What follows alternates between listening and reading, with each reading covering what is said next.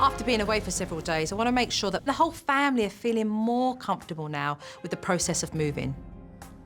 I'm nervous. I was a little nervous sitting there, honestly. I knew there was stuff that I failed at, so I knew that she was obviously going to point those out. Hiya. Hi. Hey. Okay, ready to take a look at this? Let's take a look at our first clip. Countdown to moving. You know, I got that text saying that it's a little rough, for sure. Nice. If we move on the 15th Yeah? announcement, then today is number 9. Get favorite games ready. All right. So that's what we'll do tomorrow. Good job. Way to use your muscles, guys. That's lovely. You're using the house and recognising that as much as there's a list of things that you need to get done, there are things that the kids can do, which helps them on this emotional journey of moving. You know, all those fears of you emotionally feeling like, what are the kids thinking? I feel so guilty. This allows them to be a part of that. That was a wonderful piece of footage there, the pair of you. So let's move on to Crew's bedtime.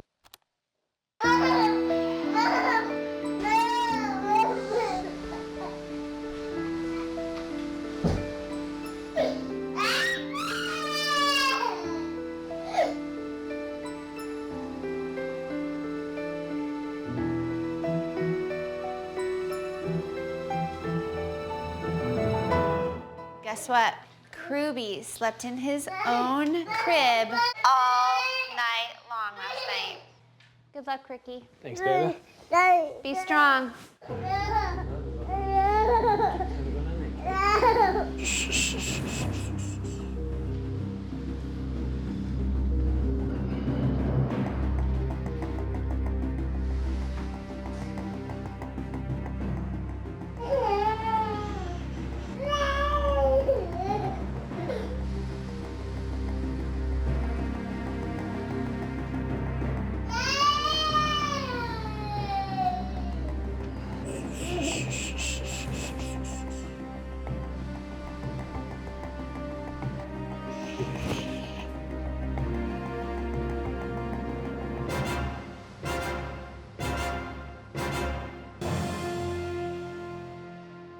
Okay, Jenny, you were very consistent with the sleep separation technique, and that's why you got the results, because you have remained in the same place and he has the security of knowing that's where you are.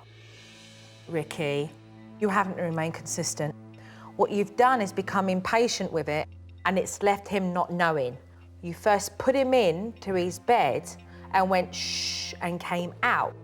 Then you decided that you would stay in the room, like what Jenny was doing, but instead of staying there and showing him that you were going to be in the same place, you started to move further and further away from the bed, so you're not allowing him to feel secure, and so that's why you're getting him getting up, getting up, getting up.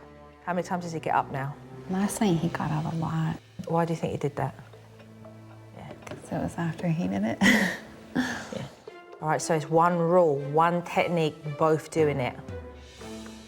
Okay, so let's move on to warnings. Hi, guys.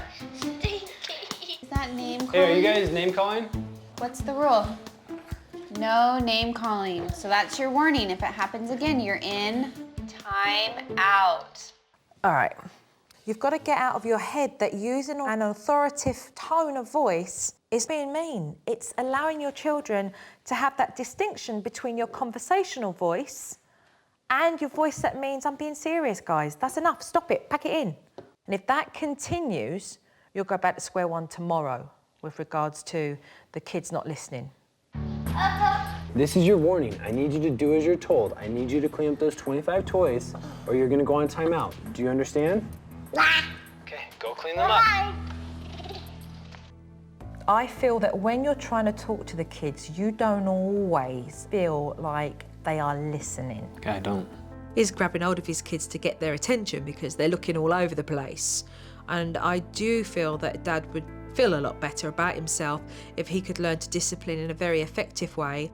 So what I'm going to do is to teach you how to get your kids' attention when you are giving out the first step of discipline, a warning. So I guess we get busy with the rest of the stuff, right? Do it.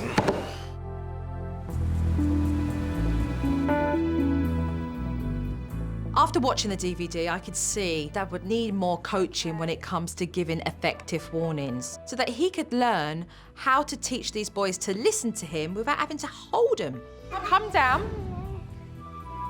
And as you're telling Kai, what would you be doing? Where would your hands be? Mine? Yeah, where would your hands Probably be? like this, so he doesn't escape. Exactly, so do the same to me. And then tell me that I have to go to the table. Okay, you need to go sit at the table. You need to go sit at the table. Not effective. Right.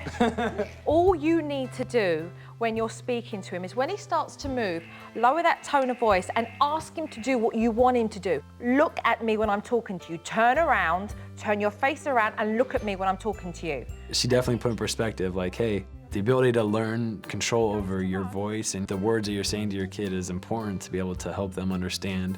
All right, if you're trying to tell me something and I'm looking around, what are you going to say? Turn around, I'm talking to you right now. Exactly. Make sense? Yeah. Dad was on track, but I do want to do a couple of things to help this family through their transition because they are going to be moving again in 2 weeks.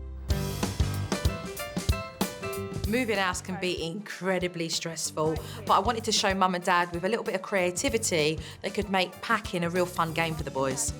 This is a fire drill that we're going to do. Nico, I want you to be a part of this in a big way. So I've given you the fire chief hat. That's the man who's in charge of the other firefighters. I'm the fire chief. So you have the red one, okay? And Kai and crew have the yellow ones. You will have 4 minutes to collect your favorite things that you need to take to your next home and bring downstairs back into this box. See how the stopwatch, blew the loud whistle, the boys were running around crazy. Fire chief, you forgot the firefighter. He's downstairs. Put it in the box. It was definitely fun, and I think it's exciting for the boys to get to open up and have something to do, and just really takes the focus off of all the negative things. 10 seconds left. I feel really empowered. Like, okay, we're going on this adventure. We're together as a family. Let's do this. 4, 3, 2, 1. I'm not being frightened. You're welcome. Before I leave, I have one thing that I want to give to these boys to help them feel connected to their friends and family because they're moving to a new home in 2 weeks.